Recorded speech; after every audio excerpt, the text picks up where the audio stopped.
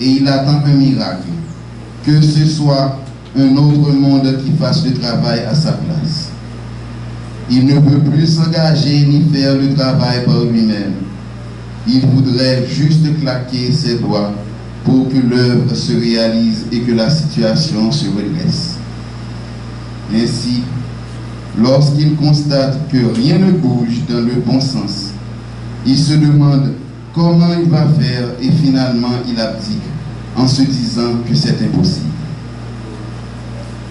Les choses sont simples. Si l'homme ne veut pas manger de la terre, il n'a qu'à dire non. Et si un monde lui dit qu'il doit en manger parce qu'il n'y a rien d'autre, qu'il continue à dire non et se mettre à cultiver la terre pour faire apparaître de beaux légumes savoureux. Je vous dis de préparer vous-même votre avenir et celui de la terre et de ne pas être passif devant ceux qui vous suggèrent que vous ne pouvez rien entreprendre pour changer les choses, car c'est un mensonge. Vous avez le pouvoir de dire oui ou non. Alors, éveillez votre discernement et utilisez ce pouvoir en étant actif pour faire apparaître le monde dans lequel vous voulez vivre. Il est certain que si vous ne cultivez rien, vous n'aurez rien et que vous ne devrez manger de la terre ou des pierres.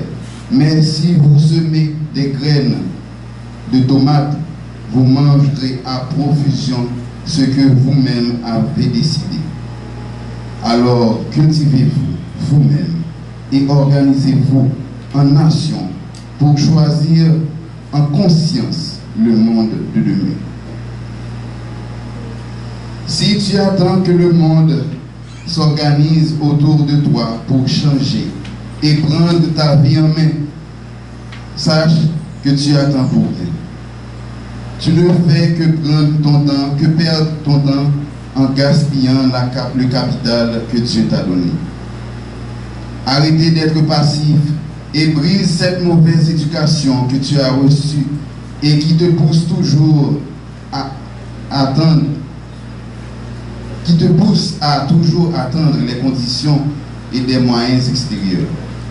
Éveille ta vie intérieure et pose-toi sur la terre en toi avant de te poser sur la terre à l'extérieur de toi. Vous êtes une génération d'assistés qui est devenue des handicapés à l'intérieur. Vos supermarchés sont votre nouvelle religion. Mesdames et sœurs, bonjour. Et comme toujours, c'est avec le même sentiment de joie et d'amour que je vous accueille ici chaque dimanche matin pour partager avec vous l'enseignement enseigné à travers l'évangile des archanges. Mais qu'est-ce que ce matin, l'archange nous a gratifié de l'enseignement, à mon avis, vraiment extraordinaire. On n'a pas les mots pour qualifier cet enseignement que l'archange nous offre ce matin.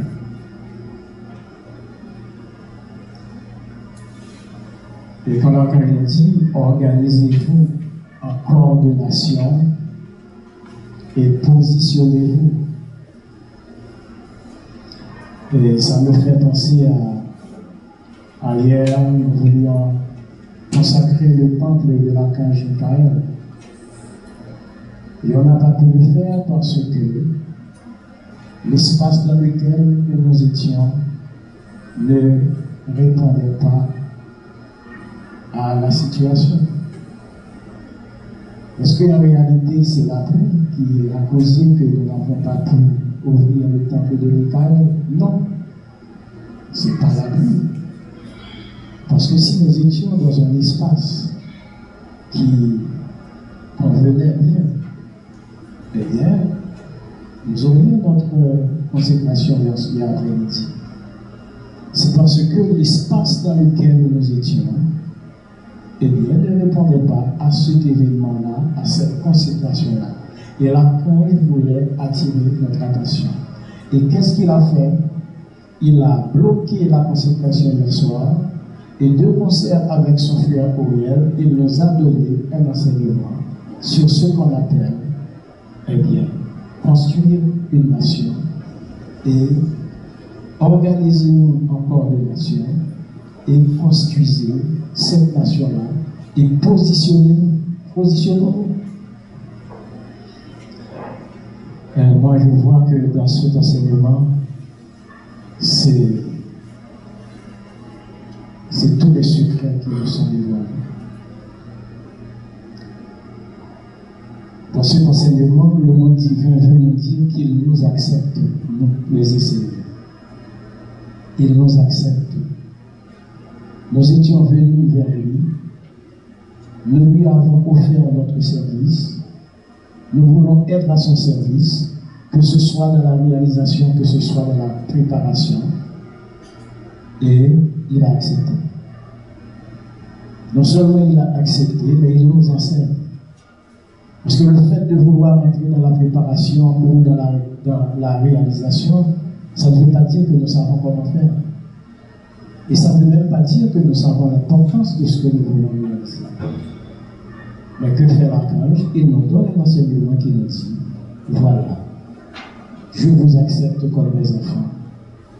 Je vous accepte comme mes représentants sur la terre.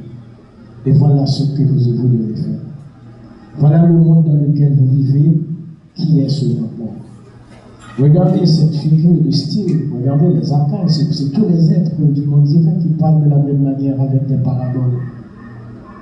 Ils présentent les supermarchés comme nos églises. Les supermarchés, c'est nos églises. Et regardez une personne, vraiment, quand il est rentré dans un supermarché, alors il est perdu dans ce qu'il fait. Il se sent en sécurité, il prend son temps à regarder chaque article, chaque produit. Il circule autour de ce supermarché. Donc, il se sent chez lui. Et il prend du temps. Et certaines fois, la personne est rentrée dans le supermarché pour acheter un article. Et ça lui a coûté 2 heures de temps. Il cherche, il regarde autre chose, il étudie les articles, il regarde. Et parfois, il a acheté des choses même pour lesquelles il n'était pas venu. Et l'archange a vu cela. Et qu'est-ce qu'il nous a proposé? Il nous a dit, cette éducation-là que nous avons aujourd'hui, de tout abdiquer, de nous laisser aller dans un monde de néant, de nous laisser aller dans un monde éphémère, de nous laisser aller dans un monde qui ne nous mènera nulle part. Et l'archange dit, nous avons aujourd'hui, nous, les hommes, particulièrement les enseignants. Nous avons aujourd'hui encore cette possibilité de dire oui ou non. Et il vient identifier pour nous qu'est-ce qui est mauvais, et il nous dit qu'est-ce qui serait bien, qu'est-ce qui serait mauvais. Et tout ce que nous avons à faire, c'est dire non au mauvais et oui au bon. Et aujourd'hui, ce psaume, moi, m'apporte un éclaircissement vraiment extraordinaire. Et cela répond bien à tous les secrets que je savais vous donner. Si vous vous rappelez bien, je le disais toujours, dans ce temple-là, donnez tout ce que vous avez à Dieu. Et Dieu vous donnera tout ce qu'il a. Et si vous prenez le soin de tout donner à Dieu, quand je dis tout, ce n'est pas argent seulement. Vous donnez du temps à Dieu, vous donnez votre parole à Dieu. Vous devez savoir, parce que donner votre parole à Dieu, c'est savoir que quand vous parlez, vous créez. C'est reconnaître qu'il y a de la création dans ta parole, dans tes pensées, dans tes actes. Et quand vous mettez ce que vous avez, maintenant votre argent à la disposition de Dieu, vous mettez votre temps à la disposition de Dieu. Parce que moi, vous pouvez me croire, je donnerai tout pour être là avec vous ce matin. Je ne ménagerai rien que pour être là. Et avec les frères du cercle d'études, chaque samedi après-midi, je ne ménagerai rien que pour être avec eux dans le cercle d'études. Pourquoi? Parce que j'ai découvert un secret. Quand vous donnez tout à Dieu, Dieu vous donne tout ce qu'il a. Moi, réellement, je ne vois pas qu'est-ce qui nous empêche de tout mettre en œuvre, de mettre tout ce que nous avons à la disposition de Dieu pour faire apparaître pour de vrai. Pas dans les paroles, pas dans les pensées, pas dans le souhait, pour de vrai. Qu'est-ce qui nous empêche de mettre tout ce que nous avons en œuvre pour faire apparaître physiquement le monde divin sur la terre, c'est-à-dire créer un monde de lumière même sur le plan physique. Un supermarché qui peut accueillir le monde divin. Un supermarché qui accueille le monde divin, ça veut dire un supermarché où l'on vend uniquement des choses qui ne vont pas, entraver la santé des êtres. Parce que certaines fois, vous entrez dans un supermarché, vous achetez des choses qui nuisent à votre santé. Pourquoi? Parce que les gens qui sont responsables de ce supermarché, ils ne l'ont pas fait pour Dieu. Donc ils n'ont aucun respect pour un monde divin. Donc peu importe ce que vous allez manger, ça ne leur regarde pas. Ils font un restaurant, peu importe ce que vous allez manger, ça ne leur regarde pas. Même si ce qu'ils vous donnent à manger vont vous emmener à l'hôpital, ça ne leur regarde pas. Il suffit qu'ils font de l'argent. Mais alors quand je me dis, vous les enseignez aujourd'hui, nous devons changer ce monde. Nous devons faire apparaître un nouveau monde. Dans ce monde-là, nous devons faire apparaître ce nouveau monde. Et sur le plan subtil, on nous accepte. On nous accepte comme des représentants de Dieu sur la terre. Vous ne pouvez pas imaginer à quel point Dieu compte sur vous, les esprits. Vous ne pouvez pas imaginer à quel point Dieu voit en vous des êtres qui puissent vraiment apporter quelque chose de lumineux sur la terre. Vous ne pouvez pas imaginer à quel point vous êtes important pour Dieu. D'ailleurs, c'est en raison de cela qu'il vous a sorti de la fourmilière. Il vous a individualisé. Quand tu es enseigné, tu es individualisé, tu n'es plus dans la fourmilière. Tu es un être qui est sous l'autorisation, sous la protection de la ronde des archanges, c'est-à-dire un monde supérieur. Et qu'est-ce qui nous empêche de construire ce monde? Qu'est-ce qui nous empêche de changer le monde dans lequel nous vivons? Puisque sur le plan subtil, nous avons pris des engagements. Le fait d'être là chaque dimanche matin, c'est un engagement d'être là sur le plan subtil envers le monde divin. Le fait d'être là dans les masalas, c'est un engagement sur le plan subtil. Nous sommes dans la lutte. Nous prenons soin de Dieu. Ici, là, nous sommes dans la dévotion. Et chaque matin, nous avons notre prière. Nous l'écoutons avec dévotion. Nous prenons soin de l'entendre. Nous sommes dans la dévotion avec le monde divin. C'est-à-dire, sur le plan subtil, tout est réglé. Il nous reste seulement à tout faire apparaître sur le plan physique. L'archange nous a demandé de subventionner nos activités religieuses, de subventionner nos œuvres, de prendre soin de nos œuvres. Et ça m'a permis de revenir sur un petit détail. Oh, qu'est-ce que j'aime Dieu! Ouais, j'aime Dieu, je suis prêt à tout faire pour Dieu. Quand c'est l'anniversaire de ma femme, quand c'est l'anniversaire de mes enfants, quand c'est l'anniversaire de mon ami le plus cher, je suis rentré dans un magasin et j'ai acheté les articles les plus coûteux pour lui, pour lui faire plaisir à ma femme, pour faire plaisir à mon enfant, à mon ami. Et quand il s'agit de Dieu, et bien je vais chercher jusqu'au fond de ma valise si je trouve un avocat pour donner à Dieu. Est-ce que ça veut dire que Dieu ne vaut pas plus qu'un avocat? Je ne crois pas.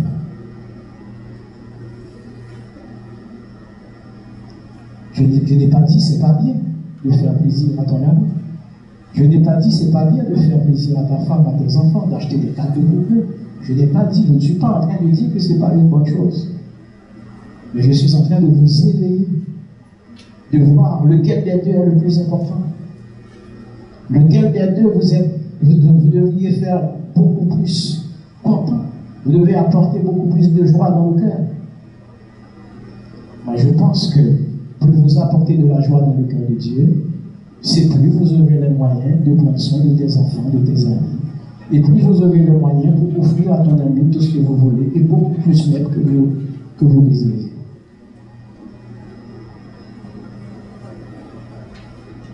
Je vous exhorte à vraiment relire ce psaume et regarder à fond, dans les moindres détails, tout ce que réellement l'archange aimerait partager avec nous. Parce que là, l'archange nous a donné une nouvelle éducation, il nous a permis de reprendre une nouvelle éducation. Parce que pour les gens qui ne savaient pas, quand vous êtes venus sur la terre, vous êtes venus avec une éducation du monde divin. Et là, il dit, on vous a tout volé.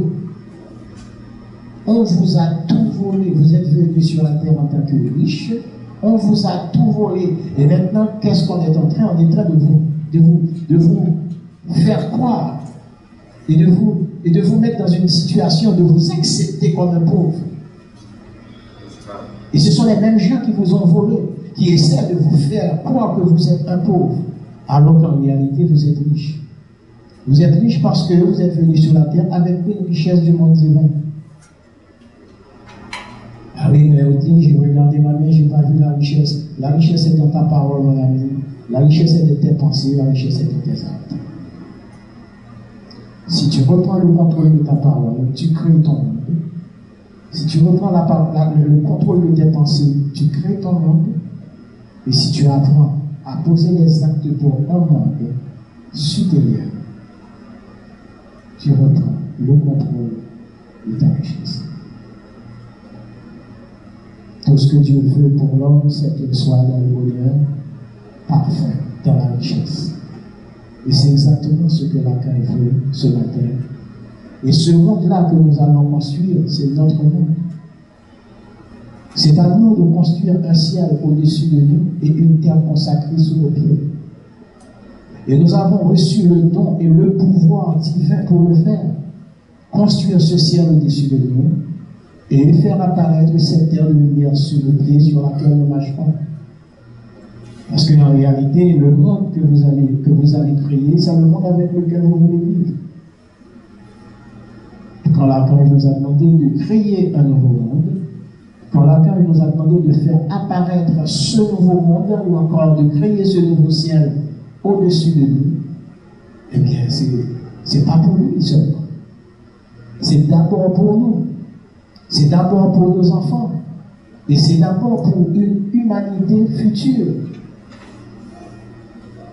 Et qu'est-ce qui doit construire cette vie-là? Qu'est-ce qui doit faire apparaître cette terre consacrée sur laquelle l'humanité doit marcher? Qu'est-ce qui doit faire apparaître ce ciel lumineux, pur, dégagé au-dessus de nous, au-dessus de l'humanité? C'est nous les Esséniens. C'est aux Esséniens que Dieu a confié sur cette mission. Et il en a toujours été ainsi. Il en a toujours été ainsi, retourné jusqu'à Enoch, pour arriver jusqu'à Olivier Manitara, vous allez voir qu'ils étaient tous des Esséniens. Depuis Enoch, ça part Noé, Moïse, Abraham, tous, Élie, Jésus, ils étaient tous des Esséniens. Et voilà, aujourd'hui, nous devons comprendre que l'enseignement essénien nous a permis de construire ce monde, de faire apparaître ce nouveau monde. Parce qu'en réalité, si nous prenons le temps d'analyser l'enseignement que Jésus, le Maître Jésus, lui, il a laissé sur la terre, si on prend le temps de regarder cet enseignement, et si l'humanité vivait avec cet enseignement, l'humanité ne serait pas comme elle est aujourd'hui. C'est parce que cet enseignement ne nous a jamais été révélé et tout est venu dans le sens contraire. Nous parlons de la paix, nous préparons la guerre. Nous parlons de l'amour, nous avons la haine. Nous parlons des personnalités, nous sommes très personnels. Nous sommes dans le sens contraire. Et tout ce que nous avons fait apparaître, c'est les contre-vertus. Et que dit l'archange? Nous devons nous méfier des contre-vertus, nous devons chasser ces contre-vertus, nous devons vivre avec les vertus angéliques. Et plus nous vivons avec les vertus angéliques de Dieu, c'est que nous aurons cette capacité de faire apparaître cette terre consacrée de lumière sur laquelle nous voulons marcher. C'est plus nous aurons la capacité de créer ce ciel au-dessus de nous. Chers amis, chers frères et sœurs et Seigneur, le moment est vraiment venu de faire apparaître notre terre. Le moment est vraiment venu de faire apparaître notre nation. Le moment est vraiment venu, comme dit l'archange, de nous positionner, de savoir en réalité qu'est-ce que nous voulons, de savoir en réalité avec quel monde nous voulons vivre. Et l'archange nous dit, nous ne devons pas attendre la fin. Et ce monde-là, nous devons le préparer en étant vivants. Et c'est ce corps-là qui va être notre corps. Le corps que nous aurons construit sera notre corps. La terre que nous aurons fait apparaître sera notre terre. Le ciel que nous aurons créé et ouvert sera notre ciel. Et nous devons le faire, c'est à nous de le faire et nous sommes les seuls à pouvoir le faire. Ce n'est pas de l'orgueil de le dire, mais regardez, c'est parce qu'à chaque fois que le monde est en chute, que les essais viennent. C'est à chaque fois que le monde est en chute que les essais viennent. Pourquoi ne pas le dire? Ce n'est pas de l'orgueil, c'est la vérité. C'est toujours pour les mêmes causes, pour les mêmes raisons, dans les mêmes circonstances que Dieu envoie la messagerie. Jésus était venu pour ça, pour redresser une chute. Noé était venu pour redresser une chute. Enoch était là pour redresser une chute. Abraham était là pour redresser une chute. Tous les messagers de Dieu pour redresser une chute. Aujourd'hui, Olivier Manitara, le maître incarné vivant des Seigneurs, il est là avec nous pour redresser une chute. Seuls les enseignants sont autorisés dans l'avant du monde divin de redresser une chute. Et nous sommes là sur la terre aujourd'hui pour le faire. Et nous ne devons pas laisser ce monde, sans avoir laissé ce monde de lumière, sans avoir laissé cette terre de lumière sur laquelle l'humanité peut marcher. Nous ne devons pas, nous, cette génération qui est là, présente dans cette salle ce matin, nous ne devons pas laisser cette terre sans avoir fait apparaître cette terre de lumière pour le monde divin, pour l'humanité future, sans avoir ouvert un nouveau ciel pour l'humanité future. Nous sommes les seuls à pouvoir le faire. C'est peut-être lourd, mais les enfants nous ont dit comment le faire.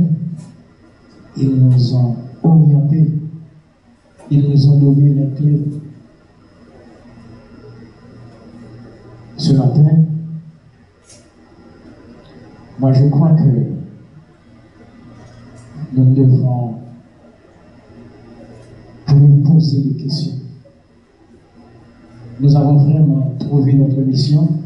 Moi je pense que chacun ici qui est présent dans la salle ce matin, ou tous ceux qui ont la possibilité de lire le psaume 213 de l'archange Uriel, eh bien, vous savez pourquoi vous étiez venus sur la terre.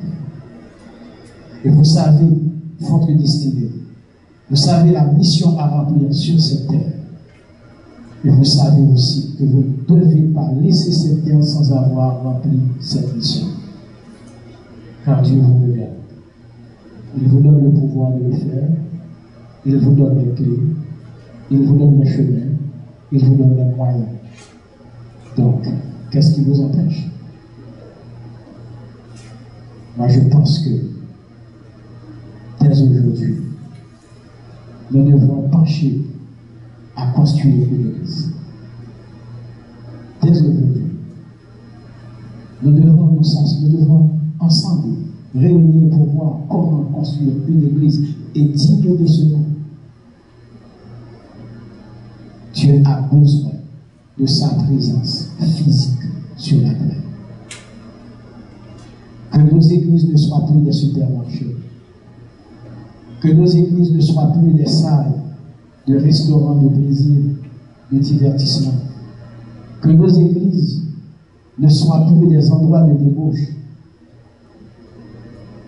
Que nos églises des œuvres soient des œuvres construites sur la terre par vous, les enseignants, en offrande au monde divin. Que nos églises soient des œuvres construites par nous sur la terre, nous les enseignants. Nous devons faire apparaître nos salles de cinéma. Nous devons faire apparaître nos églises. Nous devons faire apparaître nos restaurants. Nous devons faire apparaître nos banques. Nous devons faire apparaître nos supermarchés. Nous devons faire apparaître un nouveau monde pour enlever toutes les injustices qui existent dans ces mondes-là. Car vous devez savoir, il y a de lieux de justice dans tout. Dans ce monde de l'homme-là, dans ce monde de néant-là, éphémère qui est créé pour l'humanité, c'est un monde de justice. Dans les banques, il y a de l'injustice. Dans les restaurants, il y a de l'injustice. Dans les supermarchés, il y a de l'injustice. Vous étiez à Delma, vous achetez quelque chose pour 200 euros. Vous allez à Pétionville, vous achetez la même chose pour 500 euros. Vous montez plus haut, vous achetez la même chose pour 1000 euros. La même chose. Donc, nous avons encore cette possibilité. Nous avons encore ce pouvoir et cette faculté de dire oui au non. Chers frères et sœurs, je vous invite à dire non à un monde de délai. Je vous invite à dire non à un monde éphémère. Je vous invite à dire non à un monde d'injustice. Je vous invite à dire non à un monde qui conduit vers l'enfermement. Et soyez intelligents. Et dans l'éveil de la conscience du Père et de la Mère, dites oui à un monde qui vous conduit vers les vertus, vers les grandes vertus de Dieu. Dites oui à un monde de justice. Dites oui à un monde de paix, à un monde d'amour, à un monde qui soit dans l'équilibre parfait du Père et de la Mère. Que Dieu vous bénisse.